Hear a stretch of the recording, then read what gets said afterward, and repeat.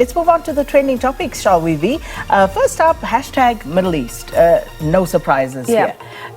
This is what the world, I suppose, is watching and being preoccupied with, given the escalation in this particular conflict. Israel formally declaring war against the Palestinians.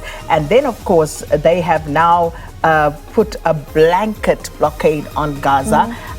They've basically iced them out, and they've said no water, no electricity, no gas, no food, no nothing. And this in an area that has already been struggling. So you can only imagine what's going to happen now with the escalation.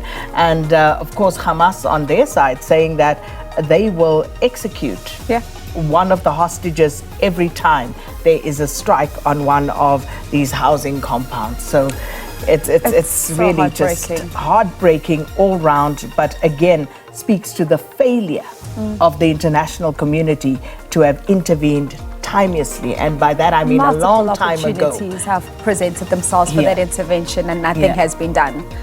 All right, so that is the first trending topic, hashtag Middle East. Moving on to hashtag Dr. Matthew. Wow is the one thing that I can say. So Dr. Matthew trending for a number of reasons. I mean, he's been on X speaking about being a doctor, always has his stethoscope. His stethoscope is always around his neck, it's always in the car, it's always somewhere on the cupboard.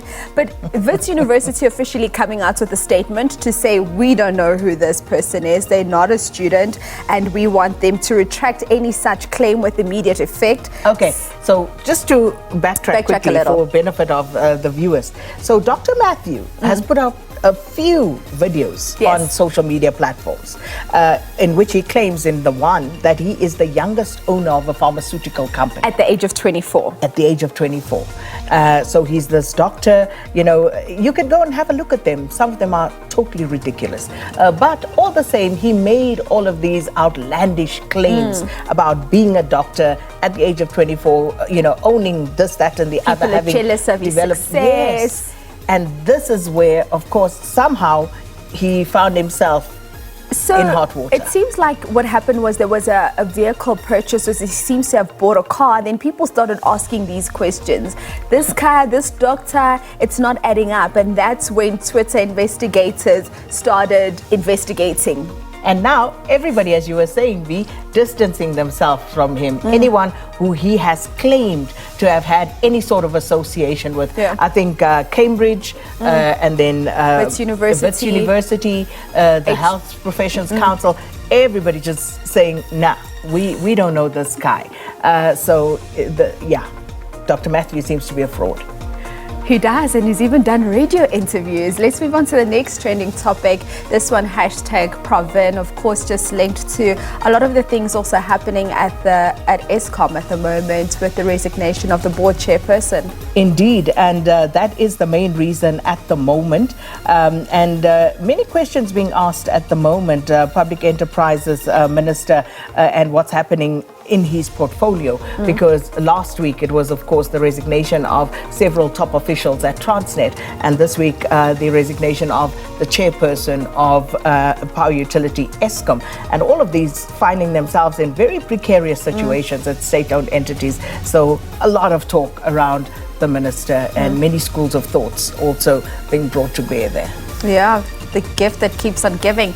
The final training topic we've got for you this morning, hashtag perversity of Pretoria. Now, this one building up since last week, SK, because we saw, of course, some of the students painting themselves with black paint, the white students saying that they want to be given opportunities to study certain things. And now this here, you told me, is one of the signages they've got out at the university. Yes, so it was very interesting to read through the various threads on this, because there were a few.